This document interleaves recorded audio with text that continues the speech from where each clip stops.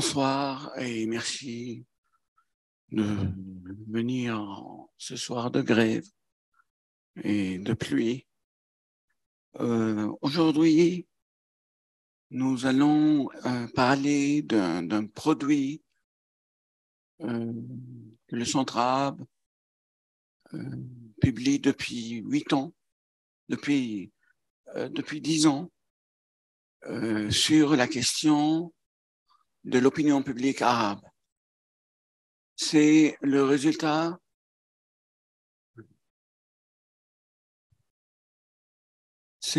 d'un travail de sondage qui a été effectué dans 14 pays arabes, dont le Qatar. Et pourquoi je dis dans le Qatar? Parce que ce n'est que la deuxième année que le Qatar est inclus dans ce sondage. Et cette acceptation du Qatar d'être inclus est le résultat d'un constat, je crois, très intelligent de la part de l'État à accepter qu'on effectue un sondage d'opinion dans une région qui ne connaît pas la culture des sondages. Il y a eu beaucoup de résistance et il y en a toujours. Je parle de 14 pays arabes sur 21. Et le sondage qui a été réalisé cette année, il a été réalisé par le biais des entretiens directs, ce qui le rend un peu encore plus difficile, parce qu'il y a des sondages qui peuvent s'effectuer par Internet, par un appel téléphonique, mais un entretien direct, c'est beaucoup plus compliqué, surtout dans des pays où la culture, comme je viens de le dire, des sondages est très peu connue. 30 000 personnes ont été sondées, ce qui représente quand même un nombre assez important par rapport aux autres sondages qui parlent de 2 000, 3 000, voire 5 000. 800 chercheurs et enquêteurs ont été impliqués dans ce grand projet. Bien entendu, c'est un projet qui coûte cher et les résultats ne changent pas radicalement tous les ans. Alors, il y a eu la décision de ne plus le faire toutes les années, et se contenter de le faire une fois chaque 2 ans. Et ce qui donne un peu de marge pour des choses, pour développer quelques questions et pour développer quelques réponses. La région arabe a été divisée en 4 régions pour faciliter l'analyse des résultats. La première région, c'est le Maghreb arabe, dont la Mauritanie, le Maroc, l'Algérie et la Tunisie. La deuxième région, c'est la vallée du Nil, dont le Soudan et l'Égypte. La troisième région, c'est le Levant, dont la Palestine, le Liban, la Jordanie et l'Irak. Et la quatrième région, c'est le Golfe arabe, dont l'Arabie saoudite, le Koweït et le Qatar. Ce qui est bien aussi dans ce sondage, qu'il y a toujours un retour sur le passé pour faire une comparaison. Par exemple, là, je vous parle que le sondage a été effectué sur 33 000 personnes. Quand on a commencé les sondages en 2011, les sondés étaient de 16 000. Alors presque le double en 10 ans, ce qui est une avancée importante. Il y a quand même une marge de faute, d'erreur. Mais ce marge, il est qualifié ou calculé par les spécialistes de pas plus que 3%, qui est considéré dans plus moins 3%. C'est-à-dire, les chiffres, on peut trouver une marge d'erreur de plus ou moins 3%. Ce qui est quand même important dans ce travail de le souligner. Chaque année, après la publication des résultats du sondage, il y a une réunion où les chercheurs discutent du sondage de l'année d'après, en profitant des résultats de celui-ci, aussi en essayant de développer les questions. Peut-être parce que il y a des questions, on va voir dans les détails, il y a des questions auxquelles les sondés, si je peux dire les enquêtés, mais les sondés, c'est mieux, hésitent à répondre. Parce que toujours répondre à une question dans l'imaginaire arabe, c'est répondre à un policier, c'est répondre à un agent des services de renseignement. Et on va le constater. Alors, ça prend beaucoup de temps parce que le sondeur, il doit installer la confiance, discuter, évoquer des choses diverses pour que le sondé soit à l'aise et réponde justement à ces questions. La première question ou la première partie des questions concernait l'état général des citoyens dans la région arabe. Ça commence par l'économie.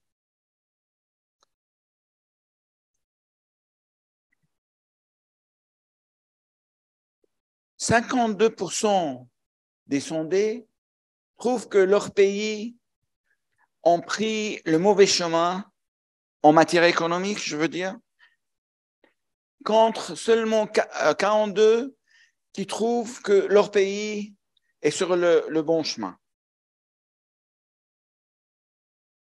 Il y a aussi, concernant les revenus, 25% de l'opinion publique considèrent que leur salaire ou leurs revenus suffisent pour leurs dépenses essentielles et qu'ils arrivent quand même à faire quelques économies. On peut les considérer, on peut les appeler dans notre sondage les familles de l'économie. Et ces familles sont concentrées dans les pays du Golfe. Cependant, 42% considèrent que leurs revenus couvrent leurs besoins sans pouvoir faire aucune économie. Et 28% ont considéré que leurs familles vivent dans le besoin.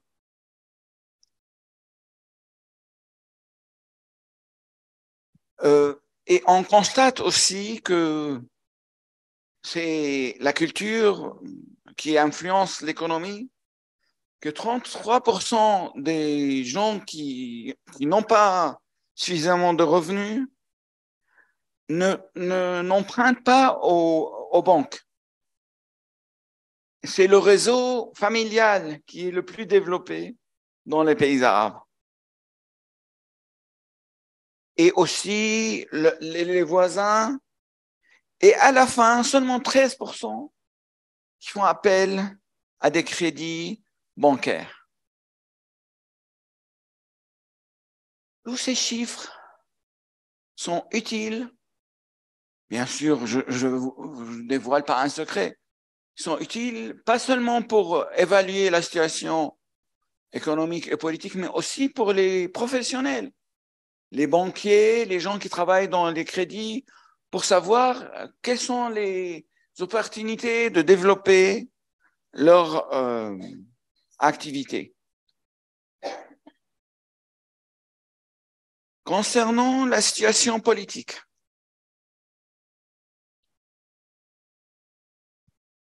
« 61% considèrent que la sécurité dans leur pays est dans une situation stable et bien gardée. 38%, ils ont trouvé que la sécurité est très mauvaise dans leur pays.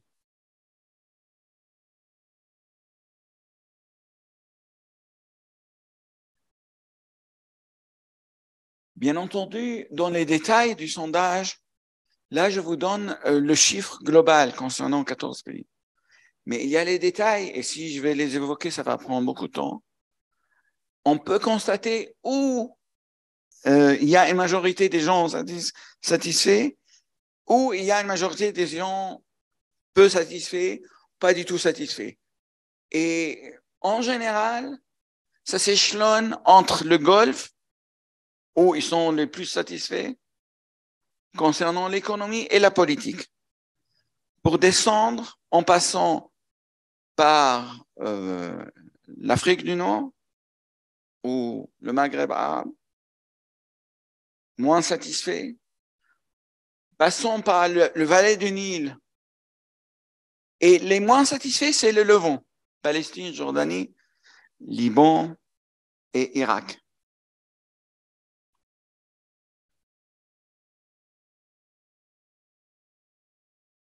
Et à partir de la situation économique et la situation politique, on peut arriver à évoquer la question migratoire. Bien entendu, on va considérer que la majorité des gens qui veulent émigrer se trouvent dans les pays pauvres, notamment le Levant, le Valais du Nil. Mais non, dans le sondage, on s'est rendu compte qu'il y a 6% dans les pays du Golfe. Et parmi ces 6%, bien sûr, il y a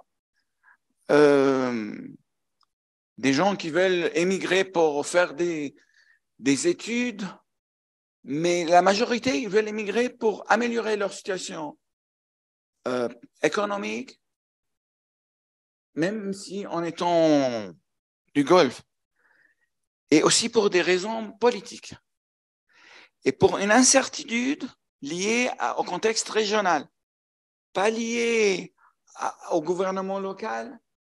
Et dans le Golfe, on trouve toujours une réponse sur l'Iran, qu'on ne sait pas qu'est-ce que l'avenir nous préserve.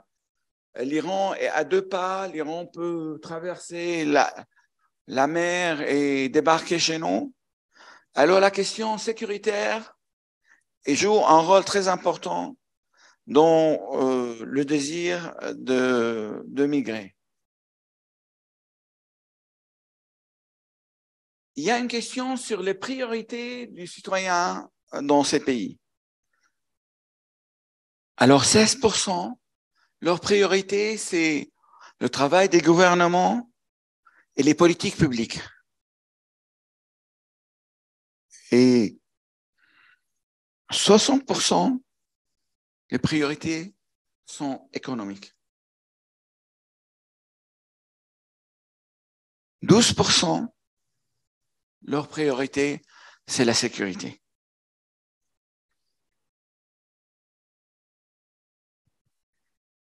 Là, il y a une question concernant la confiance des citoyens dans leurs institutions. Et c'est là où il y a un problème. Là, je le dis franchement, on n'a toujours pas réussi à le surmonter. C'est quand on pose la question sur la confiance dans les institutions dans le pays, les institutions qui obtiennent le pourcentage le plus important dans la confiance, ce sont les institutions militaires et sécuritaires. Et les institutions qui prennent le moins de confiance sont les institutions législatives, les assemblées, les parlements. Tout ça. Bon, ça, on peut le comprendre parce qu'il n'y a pas des élections libres, les parlements sont nommés ou sélectionnés par les pouvoirs en place. Mais pourquoi les gens ont confiance dans leurs services de sécurité, qui les répriment, qui les privent de leur liberté, et dans leur système militaire? Alors, en essayant d'analyser les résultats, on a peut-être trouvé une réponse concernant les armées. On sait très bien que les armées arabes ont joué un rôle important dans les luttes de libération. Tous les pays arabes qui ont pris leur indépendance, l'armée était impliquée dans ce processus. Ou bien comme l'Algérie, elle a été issue du Front de libération nationale, l'armée algérienne actuelle, elle vient du FLN. L'armée égyptienne, elle a renversé le roi, alors le régime rétrograde pour installer un système soi-disant progressiste avec Nasser. C'est peut-être compréhensible. Aussi les guerres, soi-disant que les armées arabes ont engagées pour protéger les frontières, pour protéger la nation, tout ça c'est plausible. Mais les services de sécurité. Alors moi, et je porte la responsabilité de cette analyse, c'est parce que c'est la peur que j'ai évoquée tout à l'heure. La peur du sondeur qui va communiquer les résultats au service, et la peur involontaire ou invisible dans l'esprit, parce qu'il y a une culture de la peur dans l'esprit du sondé qui pense qu'il faut répondre par le positif à une telle question, ou bien c'est vraiment une confiance comme on l'entend souvent dans les pays qui ont connu des guerres civiles, qui ont connu des confrontations violentes, qu'en fin de compte, on veut bien que la sécurité revienne, que ce soit avec des dictateurs ou pas, on ne peut plus. On entend ça maintenant en Syrie, chez certains. On l'a entendu en Algérie, on l'a entendu maintenant en Tunisie. Est-ce qu'on va revenir à la Tunisie, au système populiste putschiste, qui est considéré par certains comme issu d'une élection libre, ce qui n'est pas faux en gros. Mais vous prenez un taxi à Tunis, souvent il regrette Ben Ali. Il dit au moins il y avait la sécurité.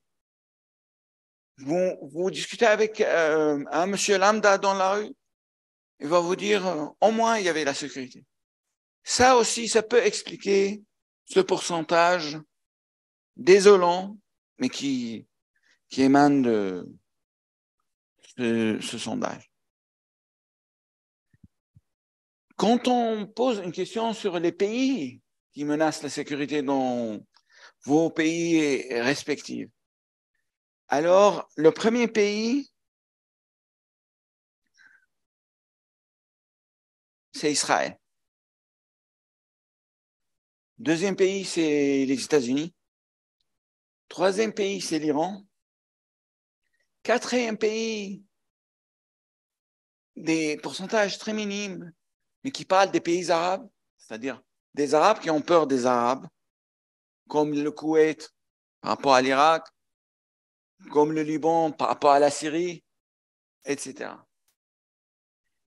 Et il y a beaucoup, mais pour ne pas aller trop loin, après les pays arabes, il y a la France. Et bien entendu, quand on regarde les chiffres, c'est plutôt en Afrique du Nord. Il y a une majorité qui considère que le vrai menace provient de la France. Il y a aussi la Russie et l'Éthiopie. On voit ici que on peut distribuer ces pays étrangers qui représentent un danger par zone géographique.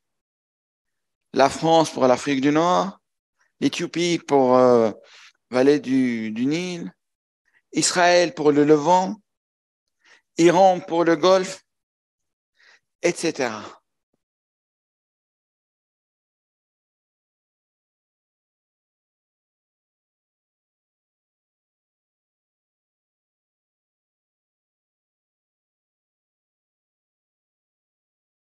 80%, 87% même, des sondés, ils considèrent que la corruption est très présente à des degrés différents, mais est très présente dans leur pays, dans l'ensemble des pays. 10% seulement, et ça doit être les gens qui profitent du système, qui refutent complètement la présence de la corruption. Et les pays du Levant étaient les plus présents dans le pourcentage élevé. C'est là où les gens se plaignent le plus de la question de la corruption. Et dans les pays du Golfe, c'est les pays où il y a le pourcentage le plus bas concernant la question de la corruption.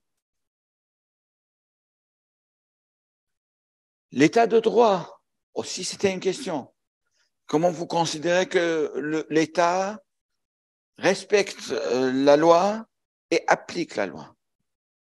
Donc, 34% trouvent que leur pays applique la loi d'une façon équitable. 39% trouvent que l'État applique la loi, mais quand même, elle aménage certaines catégories de la population. 24% considèrent que l'État n'applique pas du tout la loi et ne respecte pas du tout les droits de ses citoyens.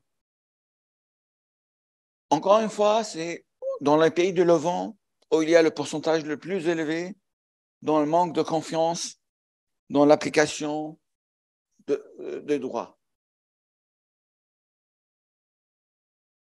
Et là, c'est une réponse concernant la démocratie. Et cette question a été posée sous plusieurs formes, jusqu'à un moment où on a décidé de développer cette question pour ne pas guider la réponse, pour ne pas influencer la réponse. Parce que si vous dites à quelqu'un, vous êtes pour la démocratie, il ne peut pas dire non, il va vous dire oui. Alors, après beaucoup de discussions et analyses des résultats des années précédentes, nous avons décidé de poser une question très simple. Définissez la démocratie. Alors là, ça oblige la personne à vous donner sa définition. Vu que l'image généralisée dans l'Occident sur cette région, que les gens, ils ne savent pas c'est quoi la démocratie, et ils ne sont pas démocrates, la démocratie n'est pas compatible avec le système social, religieux dans ces pays. Alors, la question était très simple. Définissez la démocratie. 85% ont donné une définition valable. N'était pas la même, mais elle était valable. Je vais vous donner un peu les phrases, principales phrases dans les réponses. 34%, ils ont défini la démocratie comme étant les libertés politiques et civiles. 20%, ils ont défini la démocratie comme étant garantir l'égalité et la justice entre les citoyens. 14% que la définition dépend, il y a une démocratie quand les institutions dépendent d'un système démocratique. 6% ont considéré que la démocratie, ça veut dire garantir la sécurité et la stabilité. 5% ont considéré que la démocratie, c'est améliorer leur situation économique. À part les 5% qui l'ont lié à l'économie, les 6% qui l'ont lié à la sécurité et la stabilité, qui pour autant ne sont pas étranges à la définition globale de la démocratie. Les autres, ils ont donné une réponse proche et qui veut dire la même chose que la définition occidentale de la démocratie.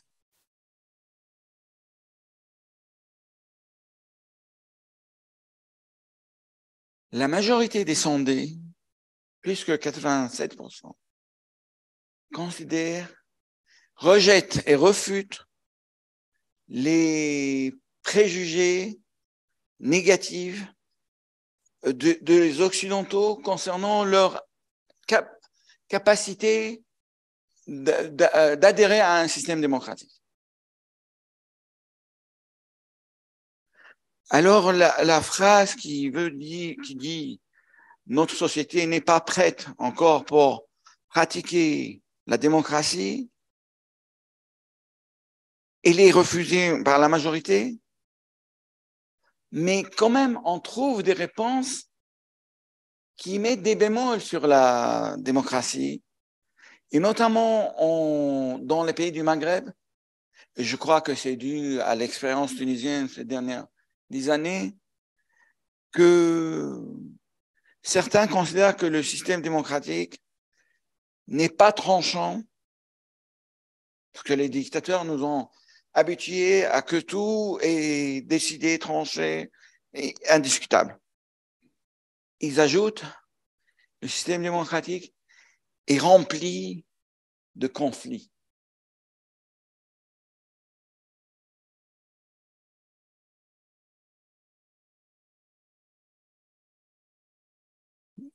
Finalement, 72% des sondés soutiennent l'instauration d'un système démocratique dans leur pays.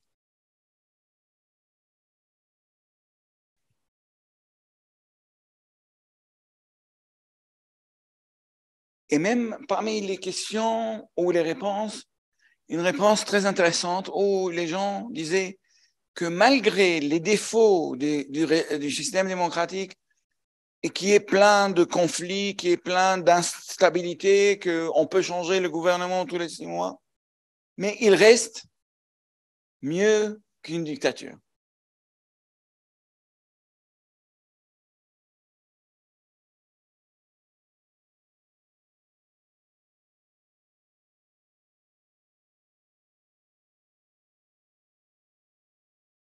Il y a quand même un chiffre que je trouve important.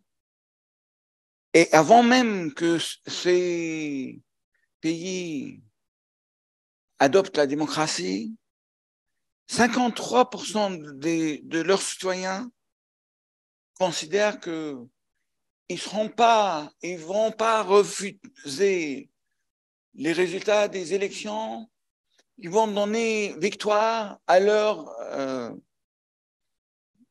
pas ennemis, leurs concurrents politiques ou leurs adversaires politiques. Alors 53%, ils accepteront les résultats, même si leur courant politique n'arrive pas au pouvoir. Et il y a 40% quand même qui refusent d'accepter les résultats des élections si ce n'est pas leur tendance politique qui va gagner.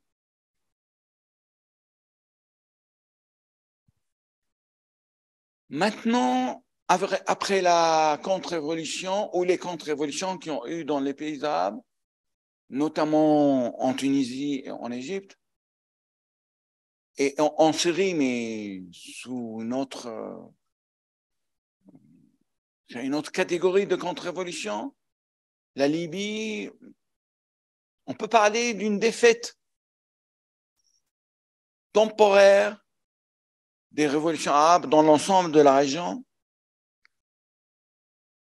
On pose une question aux citoyens pour savoir quelle est leur attitude et quelle est leur évaluation de ce printemps arabe. Alors, malgré les guerres civiles en Libye et en Syrie, je parlais de guerre civile en Syrie, malgré la violence et les tueries qui sont déroulées dans pas mal de pays qui ont connu la révolte arabe, malgré le coup d'État en Égypte et en Tunisie, il reste quand même 46% des sondés qui évaluent les révolutions arabes d'une manière positive, contre 39% qui parlent des résultats négatifs des révoltes arabes. Et quand on fait la comparaison avec le sondage précédent, on trouve que l'évaluation positive a baissé d'une manière très importante. Elle a baissé de 14%. Alors, ça veut dire au fur et à mesure, avec ce qui s'est passé notamment en Tunisie, les gens ont moins confiance, ils apprécient moins les révoltes arabes.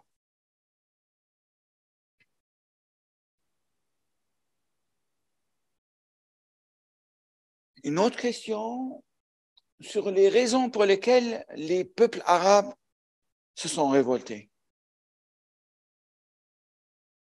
Alors, la corruption représente 25%. La situation économique catastrophique représente 16%. Et une position purement politique contre la dictature pour la liberté politique représente 14%.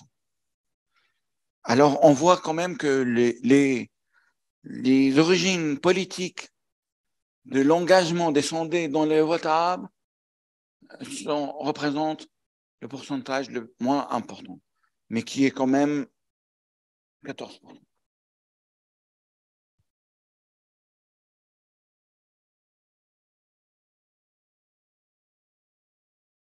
Là, c'est un phénomène qui ne concerne pas seulement les pays arabes, je crois que ça concerne même ici en France, concernant l'engagement politique. L'engagement politique et l'engagement dans l'espace public. Parce qu'on a constaté en France aussi et ailleurs dans les pays européens, il y a un recul très important dans l'engagement politique. Les partis politiques ont des chiffres médiocres quand on voit combien de personnes payent leurs cotisations au Parti socialiste français. On est un peu choqué. Et même les partis moins défaillants, même le parti au pouvoir actuellement en France, au gouvernement, les gens ne sont plus engagés dans la vie politique comme ils l'étaient auparavant. Alors, dans les pays arabes, c'est le même cas, mais avec un pourcentage important et qui est différent de l'année précédente. Ça baisse encore la confiance dans le système politique de 8%.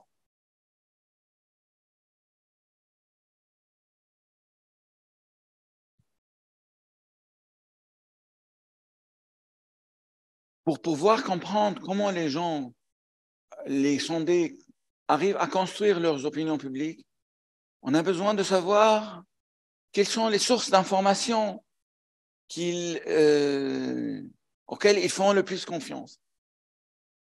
La télévision reste la source principale dans les pays arabes. Moi, je m'attendais à que l'Internet devance la télévision, mais depuis 11 ans, la télévision reste la source principale, 47%. Après, il y a 36% Internet. Mais il faut souligner que Internet, c'est pas Internet pur. C'est aussi, dans l'Internet, il y a des émissions de la télé où les gens n'ont pas accès, font appel à Internet pour suivre la télé, ce qui augmente aussi le pourcentage de la télé. La radio, c'est 6%. Pourtant, dans les pays arabes, pour les gens qui ont un certain âge comme moi, la radio était notre source. Moi, quand j'étais jeune, je le suis toujours, je sais. Quand j'étais plus jeune, j'écoutais 3 chaînes de radio, 3 stations. La station de Radio Damas pour savoir quel temps il fait, parce que c'est la seule chose où il n'arrive pas à mentir. La radio RMC Moyen-Orient, qui était en arabe, c'est la voix de la France en langue arabe, il s'appelle maintenant RMC Daoulia,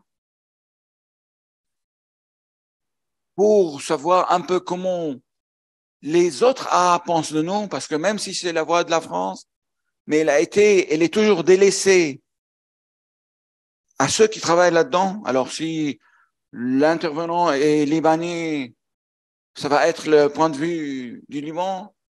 Si le journaliste est marocain, c'est le Maroc, ainsi de suite. Comme France 24 arabe, c'est un terrain de jeu que la France paye pour que les Arabes s'envoient la balle.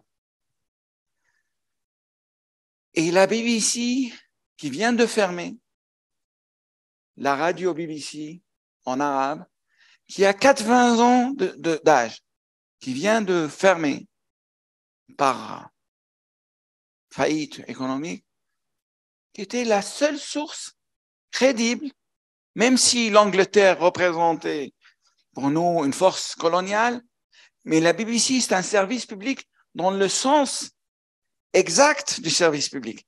C'est pas la voix de l'Angleterre. Au moins, ce n'était pas la voix de l'Angleterre durant un demi-siècle. C'était vraiment un service public qui avait des sources crédibles. Et c'est la BBC qui a construit notre conscience politique. Je crois, Hassan, même en Palestine, la BBC. Et qu'est-ce qui reste pour la presse écrite? Presque rien. Pour ça, maintenant, la presse écrite est ferme dans le monde arabe, dans les pays arabes. Le Liban, qui avait 40, 50 titres de presse quotidienne, maintenant, il a maintenu 4, 5 titres qui servent comme des boîtes noires, boîtes de postales noires entre les dirigeants, qui sont payés par les chefs politiques, qui ne représentent pas du tout, qui ne gagnent pas du tout leur salaire par la vente ou la publicité, pas du tout.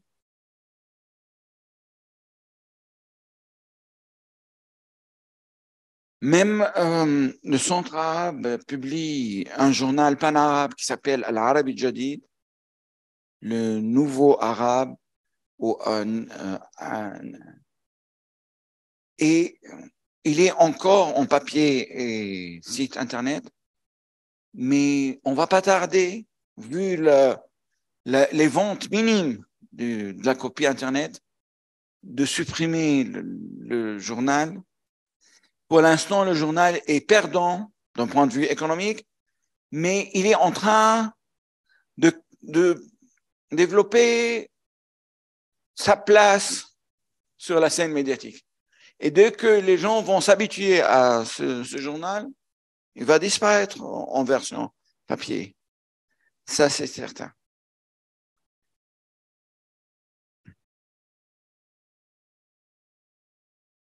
Bien entendu, parmi les questions, il y a des questions un peu détaillées. Qu'est-ce que vous suivez exactement dans les médias? Alors, le sport, le social, la politique, la santé, et il y a des chiffres détaillés dans tout ça. Le rôle de la religion dans la vie sociale et politique, c'était une question très délicate. Et pour la poser, on a été amené à l'introduire par plusieurs biais, par plusieurs façons. Le sondeur doit d'abord constater la situation dans la maison, s'il voit des signes religieux, il adopte, il adapte sa question à la situation de la famille. Alors, il ne doit pas être seulement un sondeur, il doit être presque un sociologue.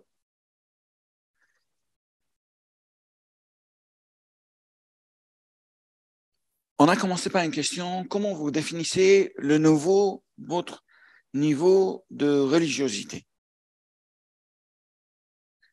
61% nous ont répondu qu'ils sont des croyants pratiquants.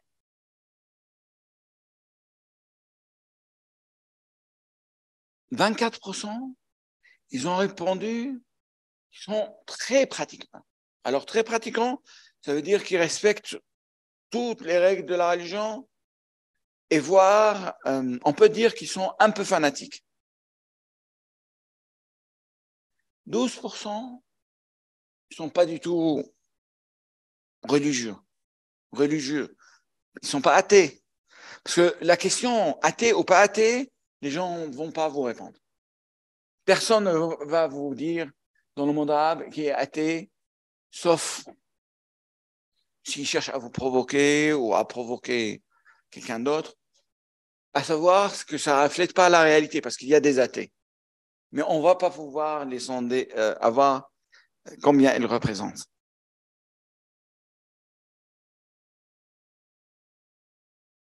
C'est parmi les questions dont les réponses n'ont pas du tout changé depuis 11 ans. On a vu des questions où les gens ont diminué leur confiance dans les révolutions arabes, ils ont diminué leur confiance dans le changement démocratique, mais en ce qui concerne la religion, la situation est stable, si j'ose dire.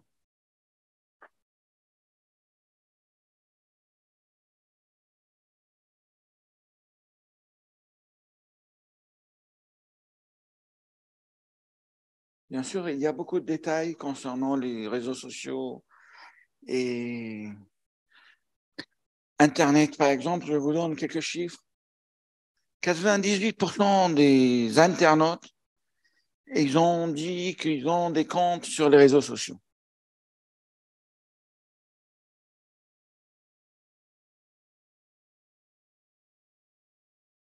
Et là, on constate aussi que par rapport à Facebook, Instagram et Twitter, que Twitter est très développé, l'usage de Twitter est très développé dans les pays riches et l'usage de Facebook est très développé dans les pays pauvres. Et ça, c'est une question intrigante, mais on ne peut pas savoir pourquoi exactement. Le Facebook, il est très développé dans le Valais du Nil, dans les pays du Maghreb arabe, dans le Levant. Et le Twitter est très peu développé dans ces pays. Par contre, Facebook est très peu utilisé dans les pays du Golfe, contrairement à Twitter, qui est le réseau social le plus important.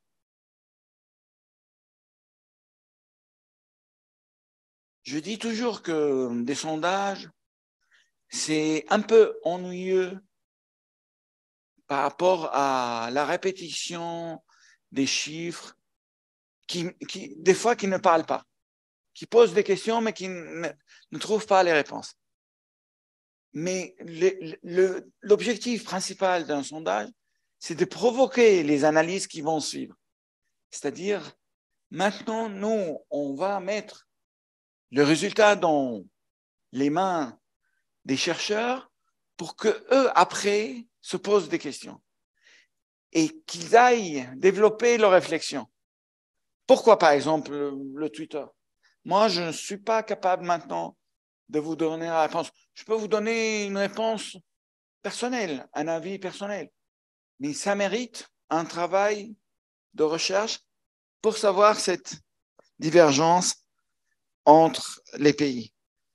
Quand même, il y a 22% des sondés qui n'utilisent pas Internet. C'est un chiffre très important. Ça peut être expliqué par le nomadisme, par la ruralité, mais 22%, je pense que c'est un chiffre qui nécessite une réflexion sociale. Il y a un problème quand on pose une question sur la société civile, parce que dans le monde arabe, la société civile, c'est un concept moderne. Et il a été utilisé à partir des années, voire 80-90, et notamment suite à l'effondrement du mur de Berlin, le développement des révoltes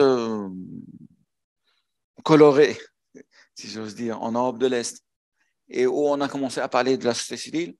Et aussi, il y a une date importante, ce sont les accords de Barcelone, en 95, où les pays méditerranéens, dont les pays arabes, ont parlé de la société civile et la nécessité de développer la société civile comme étant une façon de développer la liberté, la liberté d'expression, la démocratisation des pays du Sud. Les gens parlaient plus de la société, la société communautaire. En arabe, on dit al-jamayat al-madaniya, al-jamayat al-ahliya. Al-mujtama al-madani, al-mujtama al-ahli. La société communautaire, ça veut dire les associations familiales qui sont très développées dans les pays du Levant, par exemple, Jordanie, Syrie, Palestine, Irak. Aussi, la société religieuse. Certains puritanistes refusent qu'on considère que les associations religieuses font partie de la société civile. Mais ça complique beaucoup le travail sur les sociétés civiles arabes. Moi, je considère, parce que j'ai travaillé sur les sociétés civiles, que les associations religieuses font partie de la société civile. Alors, quand vous posez la question sur la société civile, les gens reviennent dans leur société tribale, société familiale, société religieuse. Et ils vous parlent d'une présence importante. Mais quand vous parlez de la société civile dans sa définition moderne, le pourcentage baisse énormément. Il ne dépasse pas les 13%. Ils vont vous dire, oui, je suis engagé dans la vie associative, en dehors de ma religion, en dehors de ma communauté, en dehors de ma famille. Seulement 13%. Et ça, c'est inquiétant, mais quand on voit que la présence des sociétés communautaires est très forte, ça nous rassure un petit peu.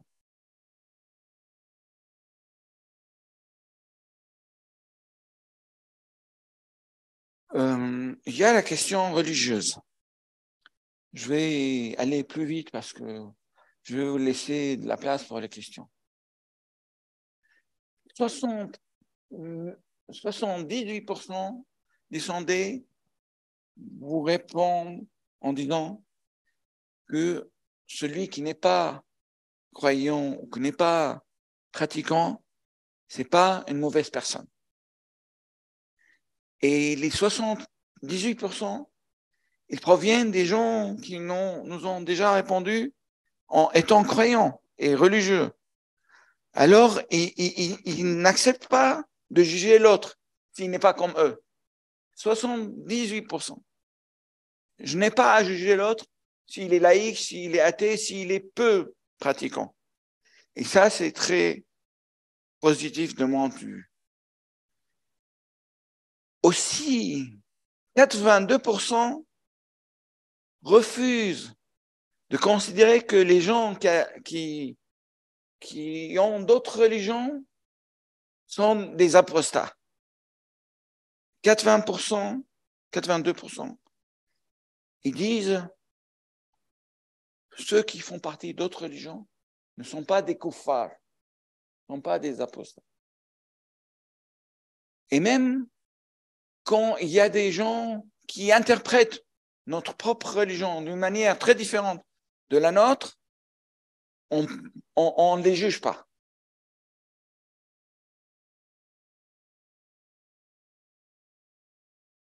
Alors, qui est le religieux? Une question intéressante. Vous vous définissez en tant que religieux, ou en tant que pratiquant, ou en tant que même fanatique, très attaché à votre religion. Comment vous évaluez ça? 57% lient la religion à une question morale et de valeur. Et ils ne parlent pas de la prière, du jeûne du Ramadan, de Zakat, des 5 piliers de l'islam. Ils parlent de moralité et principes éthiques. C'est c'est la chose la plus importante pour eux. Pour la laïcité, maintenant, on considère que la laïcité est peu présente dans les esprits des pays du Sud, que tout le monde refuse la laïcité, parce qu'on ne définit la laïcité qu'avec le prisme français. Mais la laïcité qui veut dire seulement la séparation entre le pouvoir et la religion, il existe bel et bien dans les pays du Sud, et le chiffre le confirme. 47% des sondés, ils sont pour la séparation entre le pouvoir politique et la religion. Bien sûr, le reste, ils sont contre la séparation. Mais quand on a 47%, ça veut dire presque 50%. C'est un chiffre que je considère remarquable. Je vais arriver à la question palestinienne qui a pris une question propre à elle. Parce qu'on considère au centre arabe que c'est une question fondamentale qui est liée à la conscience collective dans les pays arabes. Et on s'est rendu compte qu'on avait raison de poser cette question séparément d'autres questions. 76% considèrent que la cause palestinienne est la cause de tous les Arabes. 76%. Et bien entendu, ça varie de pays à l'autre. Et là où c'était le plus présent, le plus élevé, c'était chez les Jordaniens, les Algériens et les Mauritaniens.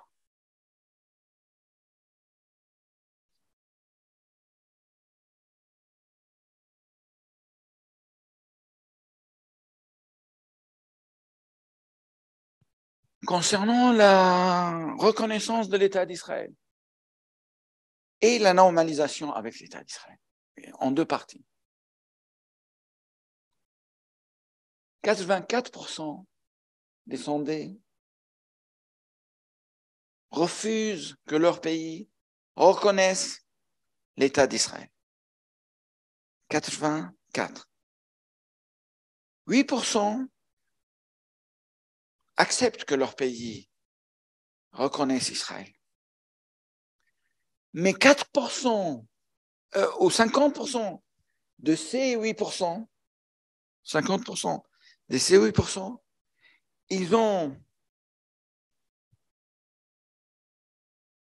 lié leur acceptation à que Israël reconnaisse les droits des Palestiniens et accepte la création d'un État palestinien. Alors, on arrive à un pourcentage insignificatif pour ceux qui acceptent la reconnaissance de l'État d'Israël sans que Israël ne fasse quoi que ce soit.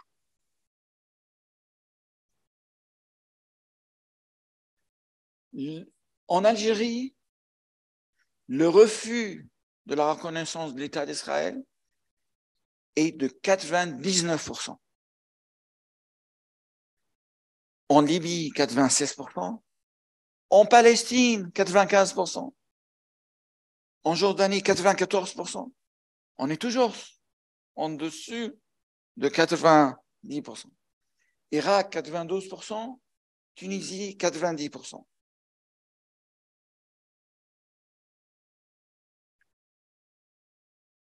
Ce qui est très intéressant, c'est que quand vous posez la question concernant l'origine de votre refus de la reconnaissance de l'État d'Israël et votre refus de la normalisation avec Israël, est-ce que c'est basé sur le fait, comme c'est répandu dans l'opinion publique occidentale, le fait qu'Israël soit un pays juif?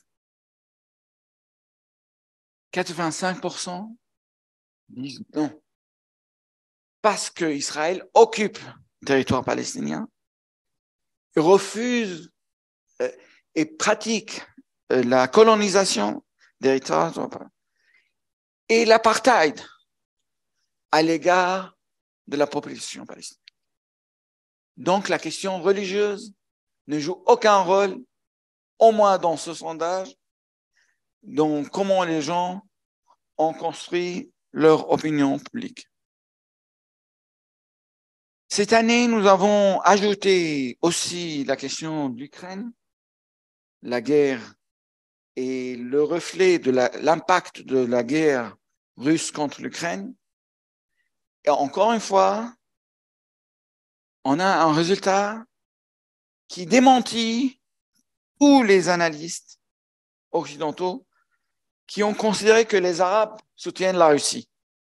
Parce qu'on a entendu dans les médias des chercheurs renommés qui disent oui, les Arabes, parce qu'ils sont dans leur tête la haine de l'Occident, alors automatiquement, ils vont soutenir la Russie. C'est pavlovien comme réflexe. Mais non, la majorité des sondés ont reconnu que c'était une agression russe contre l'Ukraine. Alors, ça veut dire toute cette analyse et ces conclusions hâtives sont fausses. Je n'ai pas tout dit, il y a beaucoup plus de détails et vous pouvez télécharger le rapport sur Internet, sur le site en arabe, sur le site arabe du Centre arabe de Doha. Pour l'instant, on n'a pas encore traduit en français. Ça prend beaucoup de temps parce qu'il y a beaucoup de chiffres, beaucoup de tableaux, mais on va le faire. Et comme le prochain, il n'aura lieu que dans 2 ans, on a largement le temps. Mais en anglais, il est disponible.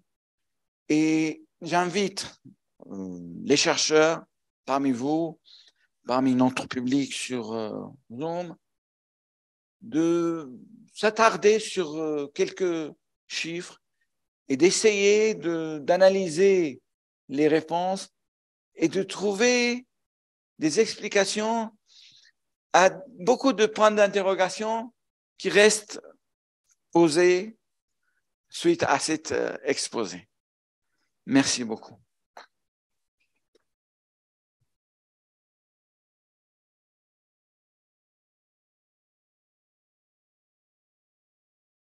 Il y a des questions dans la salle, Nadine?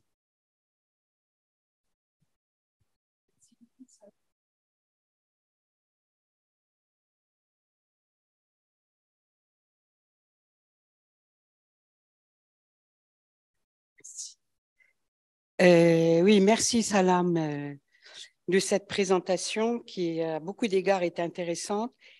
Mais si tu le permets, et puisque nous en avons l'autorisation, j'ai quelques petits commentaires, c'est juste des petits commentaires à faire. parce que sinon, ça prendrait beaucoup trop de temps. Alors, moi, il y a déjà quelque chose qui m'a un petit peu gênée dans l'intitulé qui est donné à ces sondages. On parle d'opinion arabe au singulier. Moi, il me semble que là, il y a un problème de méthode et que ce qui est intéressant dans ce qu'on a senti qui est intéressant dans ce que tu as dit, ce sont précisément les détails. C'est-à-dire que chaque pays arabe sur les 14 qui ont été sondés a une histoire différente et a des relations différentes avec un certain nombre de concepts qui sont utilisés ici. Je vais y revenir. Et ensuite, ce qui est un peu gênant aussi, c'est qu'on n'a pas, par rapport aux réponses, le profil socio-économique des sondés. C'est-à-dire que, je ne sais pas moi, un cordonnier dans un village aura sans doute pas tout à fait les mêmes réponses qu'un avocat en ville. Vraiment, c'est caricatural. Donc, moi, ça me semble un petit peu gênant un peu d'essentialiser, au fond, les Arabes. Il y a une diversité. Par exemple, sur la situation politique, on trouve 4 pays qui se sentent les moins en sécurité: la Palestine, la Jordanie, le Liban et l'Irak. Et c'est 4 pays qui ont quand même, dans leur histoire récente et dans leur rapport à l'État, des situations extrêmement différenciées. Alors, pour la question de l'armée, moi, j'ajouterais une raison à celle que tu as donnée, qui me semble bonne, celle que tu as donnée. Moi, il me semble quand même qu'on a confiance dans l'armée, en tout cas, c'est ce que j'ai observé en Syrie et au Liban, parce qu'elle a un rôle d'ascenseur social et que très souvent, même chez les gens les plus simples ou ceux qui sont victimes d'une certaine répression ou qui ont peur, ils ont un fils, un cousin qui va dans l'armée parce qu'il y a la sécurité sociale, parce qu'on paye l'école pour les enfants. Ça, c'est le cas du Liban. Enfin, il y a un certain nombre d'aides. Et finalement, au Liban, l'armée n'est pas du tout, constitue pas un danger. Au contraire, on l'a vu en octobre 2019. Je dirais la menace répressive, elle vient d'ailleurs, au fond, des milices. Et justement, là encore, je crois qu'il faut différencier le rôle et l'histoire des armées suivant les pays. L'armée en Syrie, ce n'est pas l'armée au Liban, qui n'est pas l'armée en Irak, etc. Donc, moi, il me semble qu'il y a quand même, ça confirme ce que je te disais avant, il y a un vrai problème de manque de reconnaissance de la différence des différents pays et de leur spécificité. Après, là, c'est plus général. Sur la question de la définition de la démocratie, moi, je crois qu'il y a un problème avec le sens. Qu'est-ce qu'ils entendent dans les concepts qu'ils utilisent dans la réponse? Par exemple, liberté politique et civile, ça veut dire quoi? Égalité et justice entre les citoyens, ça veut dire quoi quand l'identité sociale des citoyens est faite par un statut personnel qui est inégal, non seulement entre les communautés, mais entre les hommes et les femmes.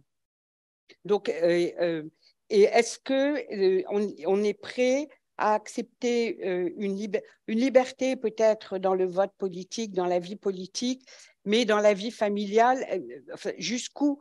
Comment on entend ce concept de liberté?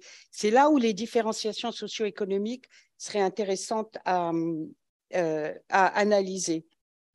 Attends, je regarde, oui. Au fur et à mesure, oui. J'ai une suggestion. Pourquoi est-ce que Facebook n'est pas développé dans le Golfe? Quand tu l'as mentionné, je me suis demandé si ça n'a pas à voir avec le rôle de l'image dans l'islam. Parce que dans Facebook, de ce que j'ai vu, moi je n'ai pas Facebook, je n'aime pas Facebook, mais il me semble que l'activité principale des gens, c'est de mettre des photos. Est-ce que ça n'a pas à voir, tu vois, c'est quand même intéressant que, voilà, les pays qui utilisent Facebook sont des pays qui n'ont pas du tout la même tradition. Enfin, j'ai envie de faire un raccourci en parlant des Wahhabites, mais bon, on sait que les Syriens n'ont jamais, même au début du 19e siècle, eu de sympathie pour les Wahhabites. Après, la question de Mujtamar Ahli, Mujtamar Madani, moi, je pense, pour l'avoir un peu observé, que Mujtama Ahli, ça passe bien. Pourquoi? Parce que ça correspond à la structure sociale.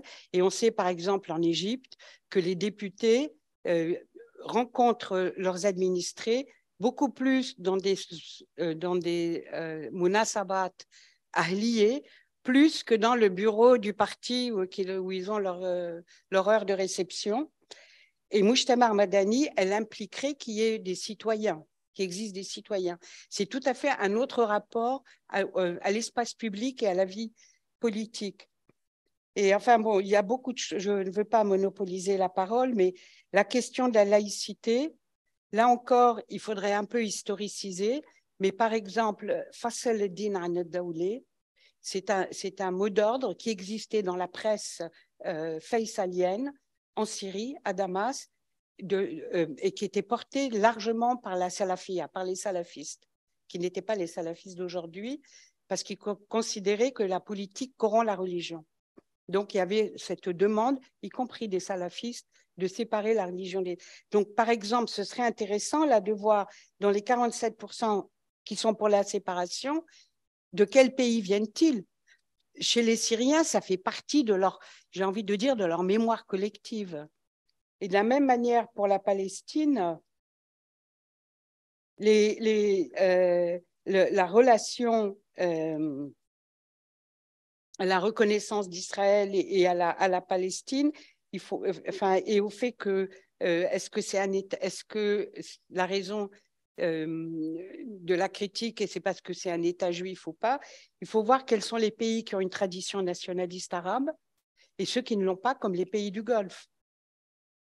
Et enfin, tu sais comme moi que quand on discute avec des personnes qui ne sont pas de sa communauté ou de sa rassabia, eh bien, les réponses, les gens ont tendance à donner des réponses qu'ils pensent que tu veux entendre et pas du tout celles qu'ils pensent vraiment. Idem, quand tu leur demandes d'hiérarchiser leur identité, leur niveau identitaire, entre le niveau communautaire et le niveau national, il y a des strates qui s'articulent différemment suivant l'interlocuteur qui est en face. Donc, tous ces paramètres-là, me semble-t-il, devraient être pris en compte.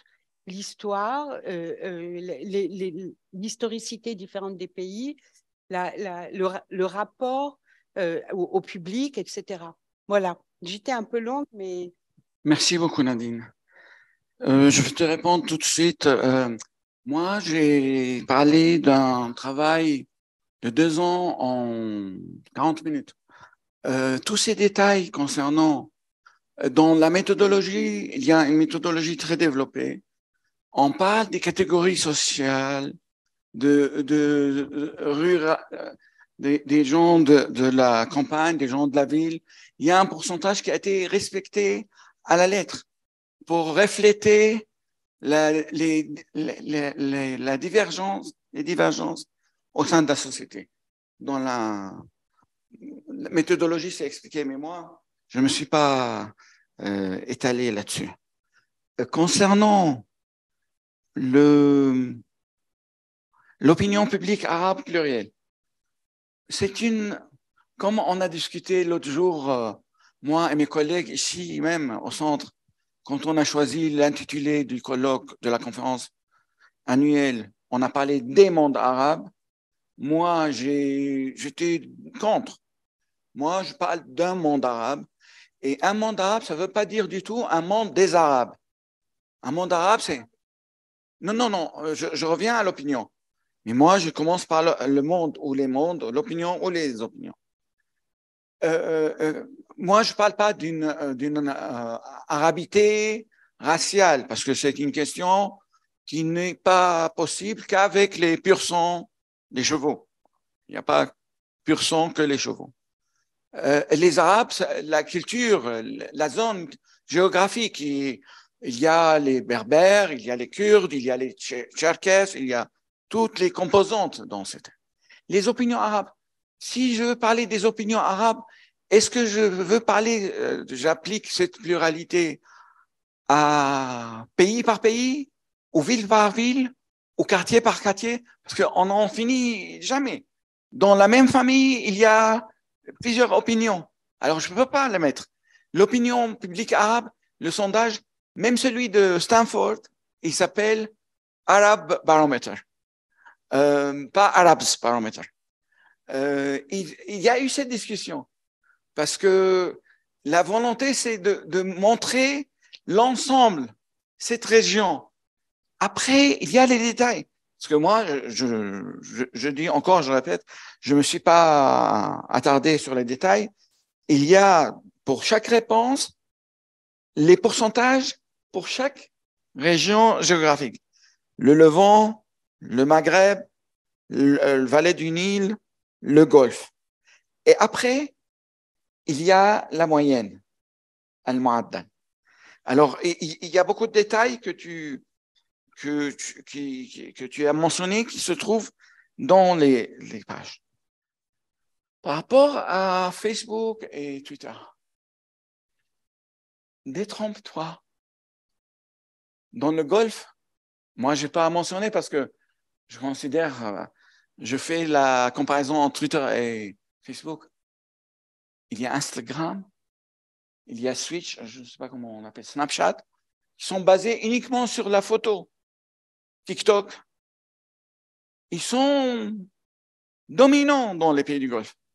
Ce n'est pas la photo qui pose la question, qui pose le problème.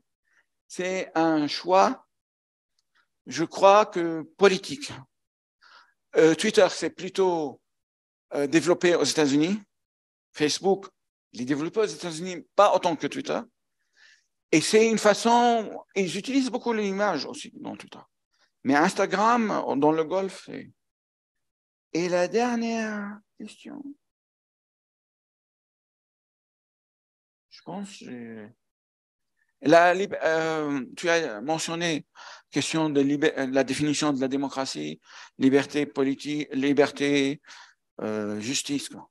Bien sûr, c'est la liberté politique. Bien sûr, loin de leurs esprits qu'on leur parle de la liberté sociale.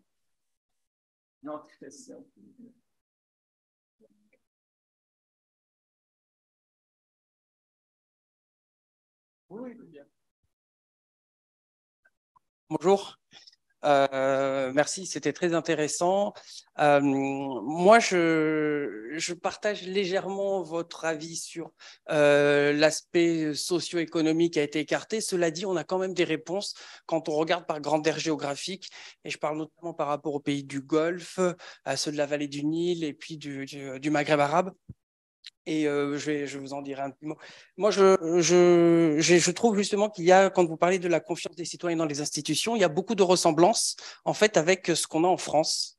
Et notamment, il y a un baromètre qui est publié tous les ans de la confiance sur les institutions politiques et sur la vie publique en France, qui est fait par le CEVIPOF en partenariat avec Sciences Po. Et on retrouve exactement la même hiérarchisation, c'est-à-dire que la confiance dans les institutions militaires et sécuritaires, même en France, reste d'un niveau assez élevé. On est autour des 75%. Quand la confiance dans les assemblées élus, on est au plus bas, on était autour de 22. Donc, moi, selon moi, le rapport, et pourquoi est-ce qu'on retrouve cette même chose dans les pays arabes, c'est, je pense que qui mieux que l'armée, que la police incarne le régalien, la place de l'État, sa sécurité, sa stabilité, parce qu'avant tout, ce qui importe pour un État, c'est de continuer à exister et d'exister. Et par là, c'est aussi un facteur de stabilité. Et lorsque l'on parle effectivement de la confiance dans les élus, c'est toujours un peu bouillonnant, c'est parfois un facteur d'instabilité, de division, et ça rejoint un peu ce qui est dit, puisque quand vous parlez que 61% des Arabes, leur priorité, c'est l'économie. Et pour évoluer dans un secteur économique et donc subvenir à ses besoins, il faut d'abord un environnement qui soit plutôt stable. Donc, en cela, on retrouve quand même pas mal de problématiques communes aussi à la France. Ça m'amène à la deuxième question sur le cas du Koweït, puisque vous disiez que 72% souhaitaient l'installation d'un système démocratique. Et ça, je reviens au Koweït, est-ce qu'on trouve une différence entre les pays du Maghreb, ceux de la vallée du Nil, et plutôt là du Golfe, quand on voit par exemple l'exemple du Koweït, où on a vu les dernières élections, où il y a une progression de l'opposition, il y a une instabilité relative mais politique qui existe, avec beaucoup de réformes qui ne se mettent pas en place parce qu'il y a des blocages politiques. Est-ce qu'on voit une différence donc de réponse sur ces 72% entre le monde du Golfe et le reste du monde arabe? Et mon dernier point, ça concernait en fait les 84% d'Arabes qui refusent de reconnaître l'État d'Israël, et en tout cas et la normalisation. Vous disiez, moi dans la rue, quand j'ai fait quelques pays effectivement, et en fait je n'ai rencontré personne qui était favorable à ça. Et la question que je me pose, c'est comment est-ce qu'à partir d'un certain moment, l'État, par les choix certains États, par les choix qu'ils ont fait, les choix géopolitiques, économiques qu'ils ont fait, comment est-ce qu'ils vont arriver à concilier la volonté populaire avec la réelle politique, si je puis dire.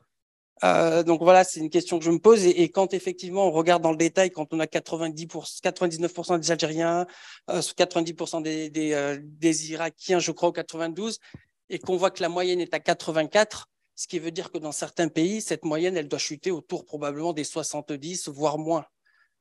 Donc voilà, je souhaitais juste avoir aussi votre avis sur ce point. Merci beaucoup. Pour la première question, concernant les profils socio-économiques, comme j'ai dit à Madame Aouchi, ils ont été pris en compte, mais ils sont dans les détails, ils n'ont pas été développés dans mon exposé. La question de Koweït, le Koweït, c'est une exception. Parmi les réponses des Koweïtiens, les différencient beaucoup des autres pays du Golfe. La question de la démocratie ne se pose même pas dans les pays du Golfe, autres que le Koweït. Parce qu'il n'y a pas parce que quand on parle d'un pays où les nationaux ne dépassent pas les 400 000 ou les 500 000, qui ne payent pas d'impôts, qui n'ont pas une tradition de parti politique, qui ont une tradition plutôt de conseil familial, conseil tribal. La démocratie, dans leurs esprits, est liée, parce qu'ils vont partager leurs soucis avec le chef, leur chef, et il va exprimer leur volonté aux décideurs. Alors là, c'est un système propre à lui. Pour ça, quand on pose la question de la démocratie, c'est que l'élite formée ailleurs ou l'élite qui est en contact constant avec l'étranger qui va vous dire des choses positives sur la démocratie. Mais c'est comme si on dit des choses positives sur quelque chose dont on n'a pas besoin. C'est ça le paradoxe entre Koweït et les autres pays.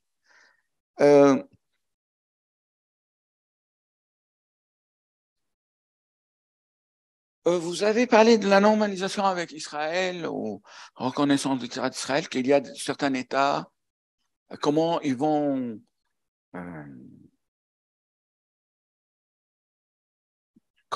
gérer la volonté populaire qui refuse catégoriquement. Mais quand est-ce que les pouvoirs arabes ont pris en compte la volonté populaire? Pourquoi, et là ça va être...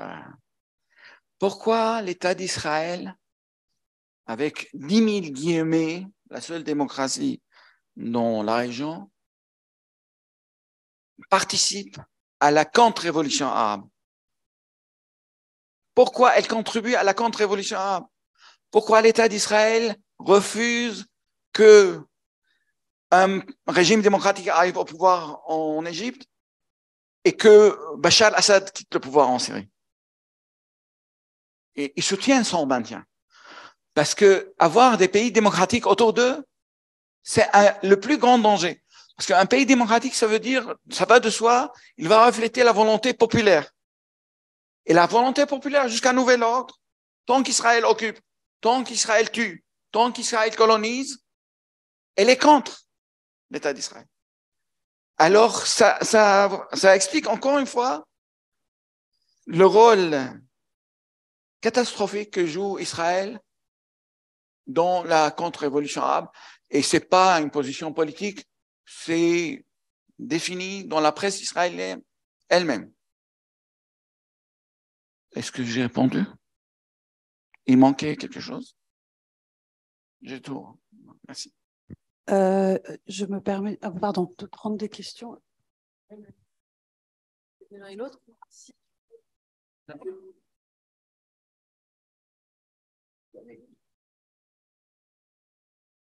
Je vais essayer donc de les condenser parce qu'il y a beaucoup de questions qui sont sur la méthodologie employée sur ce sondage.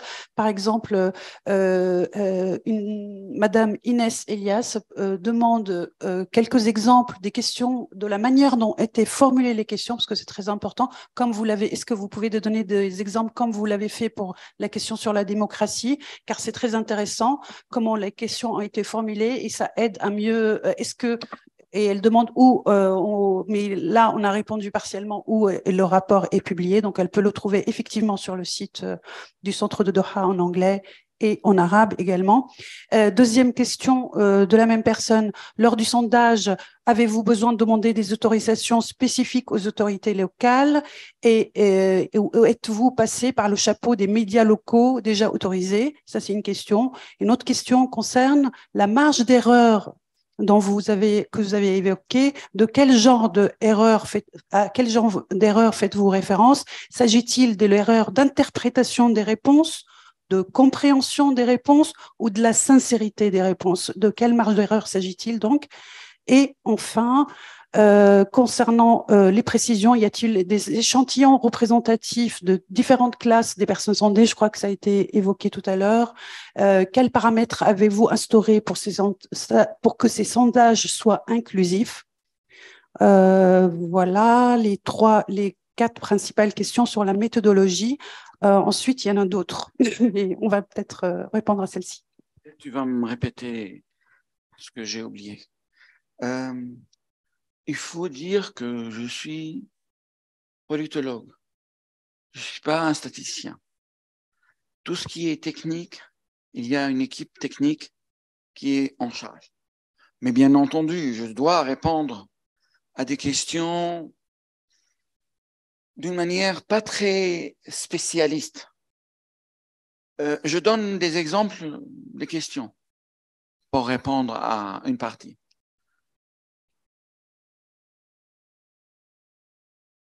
Je cite, est-ce qu'il est mieux pour un pays qu'il sépare la religion de la politique? C'est une question. Une autre question. Est-ce qu'il est mieux pour un pays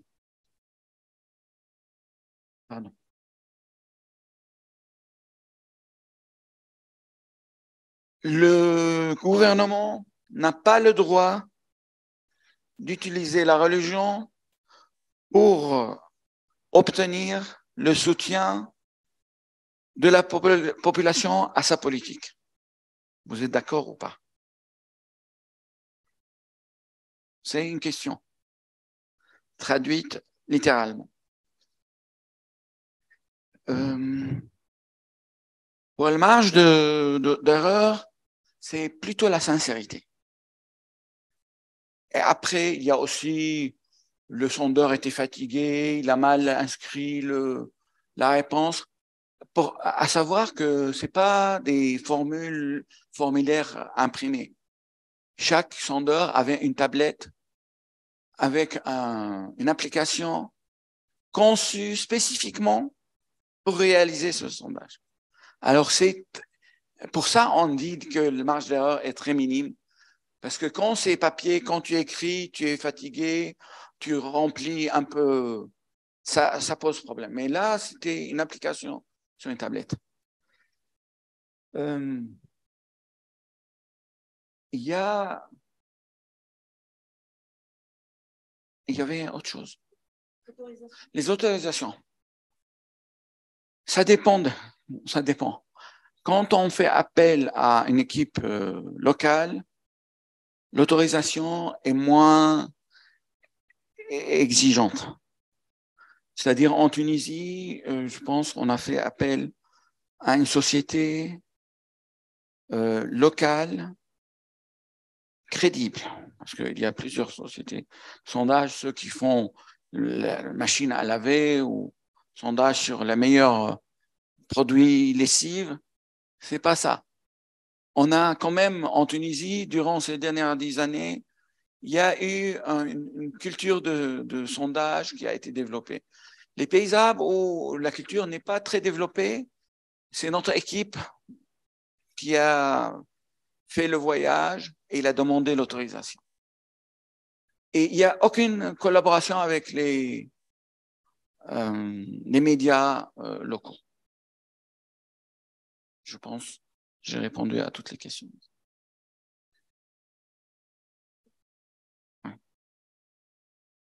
Oui. Alors, une autre question sur l'Ukraine. Avez-vous des chiffres sur la question ukrainienne car sans une connaissance des propos sur les médias occidentaux sur le soutien des Arabes, que le monsieur précise qu'il ne suit, ou la dame, je ne sais pas, les spectateurs animés, je ne suis pas vraiment. Je peux confirmer que 100% des Arabes que je fréquente, originaires du Yémen, de Syrie, d'Égypte, d'Arabie Saoudite, du Maroc, Tunisie ou de Jordanie, et avec qui j'ai parlé de la question ukrainienne, ne considèrent pas que la Russie a agressé l'Ukraine. Est-ce qu'on a des chiffres donc pour confirmer ou pas ces dires, et ce ne sont pas forcément, malheureusement, que des mauvaises analyses occidentales. Y a-t-il des chiffres sur cette question? Ben, oui. Et on ne peut pas considérer que nos contacts personnels peuvent construire une image plus globale. 44% de l'ensemble de l'opinion arabe considère que la déclaration de guerre de la Russie contre l'Ukraine était, comment on traduit? غير مبرر. Injustifié.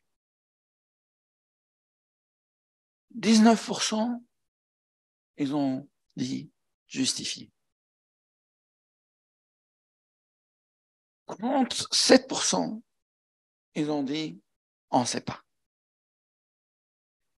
Et je parie que si tu fais ça à Paris, tu vas trouver des chiffres plus graves, notamment chez les Pavloviens de la gauche française, qui soutiennent Assad, qui soutiennent Poutine. Ils n'ont pas su encore que l'Union soviétique n'existe plus. Mais par rapport au pays, là, je donne des chiffres par rapport au pays, là où il y a eu un refus très pressant, c'est Koweït, Qatar, Égypte, Irak, Tunis, Jordanie. Et je peux arriver aux chiffres, 50% au Koweït, 45% au Qatar, 44% en Égypte, 39% en Irak, je descends, pour arriver à ceux qui soutiennent presque l'invasion. Et c'est dû à la pavlovianité d'une réflexion politique. C'est l'Algérie. 3% considèrent que l'invasion de l'Ukraine est illégitime. Alors, j'ai la liste, qui commence par le Koweït, Qatar, Masr, l'Irak, Tunis, Jordanie, Mauritanie, Liban, Maroc, Soudan, Palestine, Libye, Saoudie, Algérie. Pays par pays.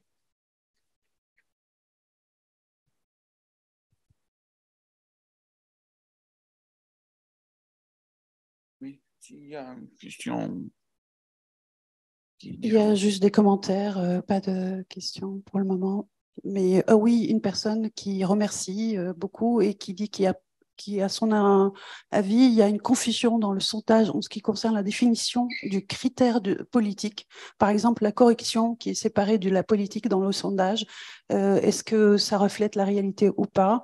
Et c'est une partie du problème dans le monde arabe, d'après cette personne. Voilà, si j'ai bien compris la formulation. C'est un commentaire. Voilà, Merci c'est beaucoup. tout.